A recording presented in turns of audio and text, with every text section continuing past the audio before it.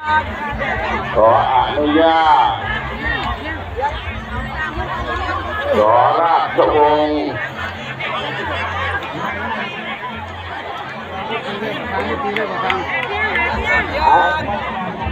เดี๋ยวนี้ครับการจะไปการจะชวนราคาให้คนใดมาตั้งบ้านไม่ถูกอ่ะการอยากหาเก้าเอาร่างอย่างนี้หาเก้าเขาบอกเพียงน้ำหนักซื้อได้ว่าไม่ผู้เอาเพียง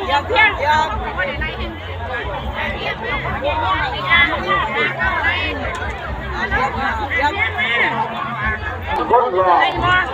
เพิ่มลงสูงลงกระซ่าตกใกล้ๆเดี๋ยวเวลาหลายเลยเวลาเยอะๆสอราชวงศ์สามารถจิตองค์การบริหารส่วนตำบลนาโซหอยงานจงจบ3 2 ป้า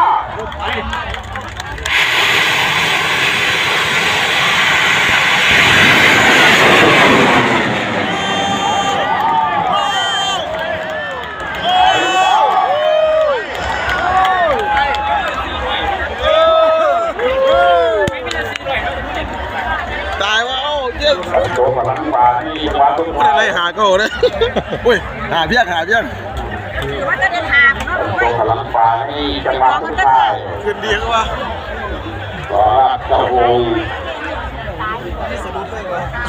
ถ้าถือว่าองค์การแล้วเป็นช่างดีครับหลังป่าจะเป็นรูปลักษณะบ้านลำดับพี่น้องแค่บางๆพี่น้องหันหัวมาทางศูนย์เวลาครับ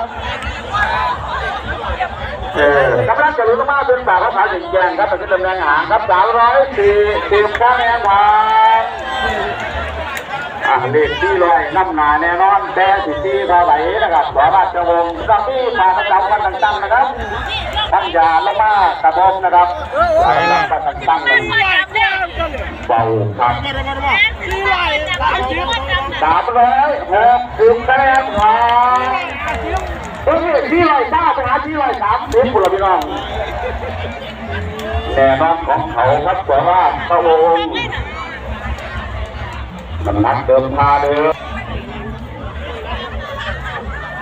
ทำการที่ไหนล่ะ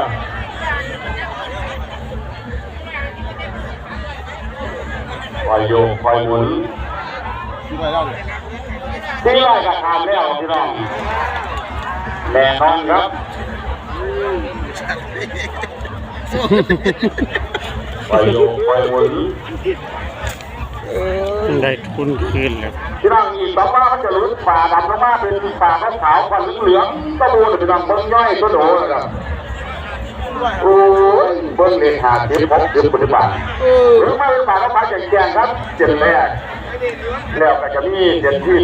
2ลงมากระทบเจ็ด2แล้วนะครับแน่นอนของเขาครับสอราชวงศ์